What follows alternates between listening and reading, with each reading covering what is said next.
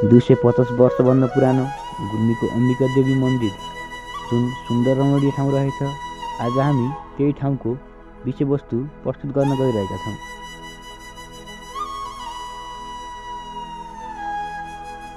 नमस्कार सौडामा म आशिष महत स्वागत छ तपाईहरुलाई 360 नेपालको एउटा नयाँ भिडियोमा। आज हामी इस्मा गाउँपालिका 6 अम्मपुरमा अवस्थित यो कोटामा आएका छौँ। यो गाउँको सबभन्दा उच्च स्थलमा रहेको छ। यो ट्याक्कै अम्मपुर मावि स्कुलको ट्याक्कै माथि रहेको छ। यहाँ दुईवटा मन्दिर छन्, एउटा शिवालयको र एउटा अम्बिका देवीको। सांस्कृतिक, धार्मिक र पर्यटकीय क्षेत्र बन्न सफल गुल्मी अमरपुर इस्मा गाउँपालिकाको 6 नम्बर वडामा पर्दछ। यहाँको प्राकृतिक सुन्दरताले पर्यटकको मन लोभ्याएको छ। गाउँको उच्च स्थानमा रहेर यो यहाँबाट चारैतिर दृश्य हेर्न सकिन्छ। यता रहेको छ 84।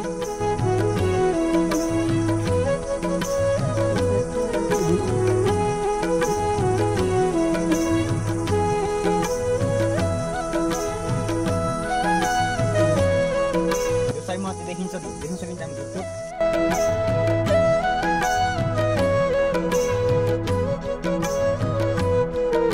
अनि यो साइडमा देख्न सकिन्छ हामीले इस्मा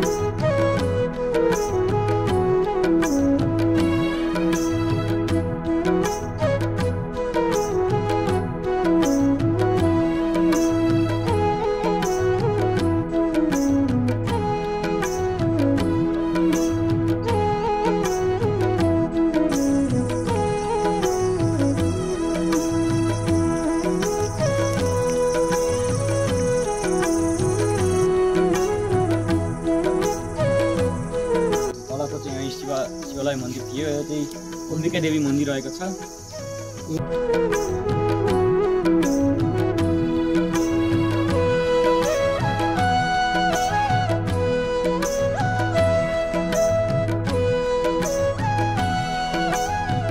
पुरापुरो कालदेखि चलिआएको यस अमरपुरको कोट एउटा सुन्दर र रमणीय ठाउँ हो।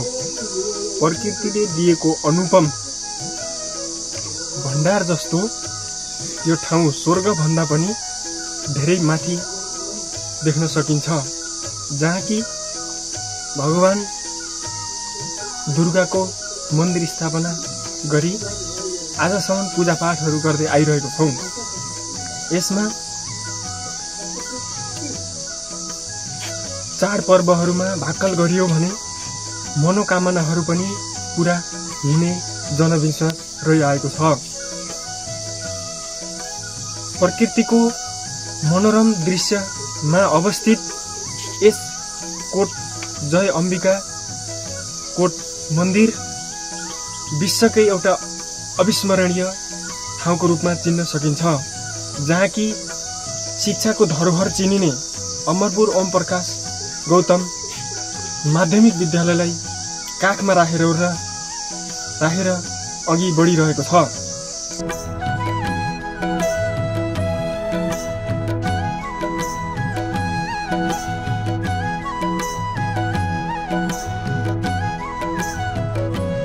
गुल्मी एउटा आफैमा रमणीय र पर्यटक क्षेत्र बनेको छ। गुल्मीलाई पिस अफ हेभन, स्वर्गको एउटा टुक्रो भनेर पनि भनिन्छ।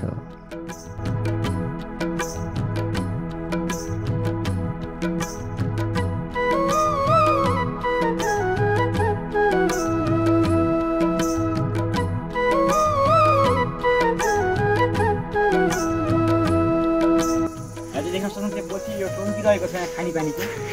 यहाँ अर्जे तातो पानीबाट यहाँ पानी आउँछ। अनि यहाँ चाहिँ एक भर एक धारा व्यवस्था गरिएको छ।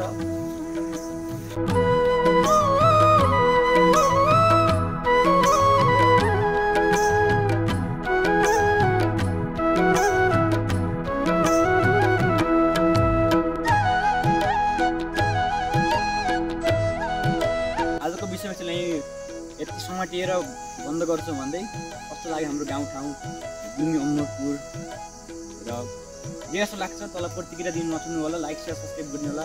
धन्यवाद।